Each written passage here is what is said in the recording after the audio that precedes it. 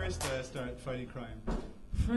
Well, I remember I first had the thought. I remember I was young, I was sitting at home, I was 7 years old, I was downstairs watching Batman on the TV, and my mom was upstairs with my Uncle Jerry. They were talking about something, and I had to turn the TV up loud, because they sounded like they were fighting. I couldn't tell what was going on. And watching TV, watching Batman, and I just had this epiphany. And then these two guys kicked the door in, and like home invaded us, and I hid under the sofa. But they ran upstairs, they tied everyone up, they ran around the gaff, smashing everything, stealing everything, scared the life out of everybody. And I thought, those two guys are the coolest guys I've ever seen in my life. I thought, you know what, who could possibly be cooler than those guys? Someone who steals from those guys. Well, like, stops those guys and, like, makes them, takes their stuff and make... Here's the typical villain I ever fought. There was the Kitty Fiddler. There was Mr. Bajango Beans.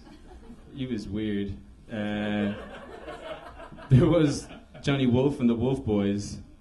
They smelled really bad. And they lived in this place in the woods. It was this whole nightmare even to get there, and it was raining. It was just grim. Did you ever get any kind of weapons or any accessories in your crime fighting? Well, other than my keen intellect and my lithe physique, I find a gun helps sometimes. If you can get one, they're tricky, but if you can get a gun, you're pretty much in charge of whatever situation's going down. This is the Street Cobra action figure. This is actually modelled on my body. You can see these cheap lights are kind of washing out a lot of my definition right now, but this was supposed to be in the stores for Christmas, but it was a problem in the factory out in India. The UN actually shut it down. Apparently some children had wandered into the factory and they saw the bits of the toys together, and of course kids being kids with toys, they start picking them up and playing with them and looked like they were putting the toys together with their hands in a line, and then some inspectors happened to come by, and it looked bad, but it wasn't really, so we're getting that cleared out. We're getting a whole new, some kids who can keep their mouth shut, basically.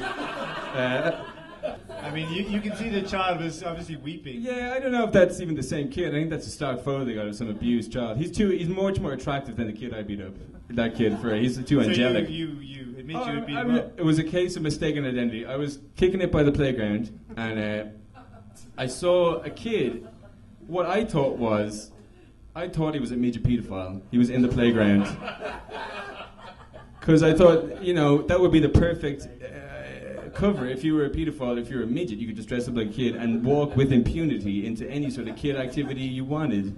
So I thought that was him, and I thought, I gotta stop this. So I just ran in and I grabbed him and I just kicked the shit out of him. And I knew I could take him as well. He was tiny. He was kind of coughing. He was kind of weak. He was using an asthma inhaler. I just thought this was all the perfect ruse. So it wasn't until his mother came over but that was far too late. He was already well gone by that stage. And I don't like the way no, wait, let's go back. His fists were everywhere, says Terrified Todd. First of all, there's no way that kid was talking after that, okay? That can't be a quote. And second of all, I don't like what that implies. That's tarring me with the pedo brush. And if you can't shake that, if you get accused of anything like that, my fists were centered on non-sexual regions of his body, okay? And that picture just is unflattering. That wasn't even related. That wasn't even at the same time. That makes me look like I'm screaming at the kid. But that's not happened. That was a different day altogether. So you feel like you've been a victim of the media? Yeah, I'm always a victim of the media, unless they say good things about me. And final question. This comes from Chewy there in the corner. Uh-oh. What's the best way to it's going to be insightful. What's the best way to take out a kid on one of those V-shaped scooter things?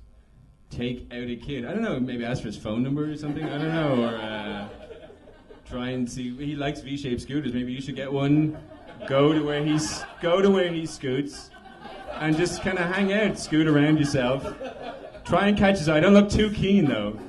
Maybe try and not talk to him for the first couple of times. Make it look like you normally go up there. And then just let it happen. You're a good-looking guy. Come on, don't worry about it. That's my advice. What would you say?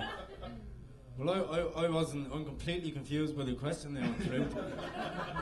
I would have said, throw a stick under the wheel.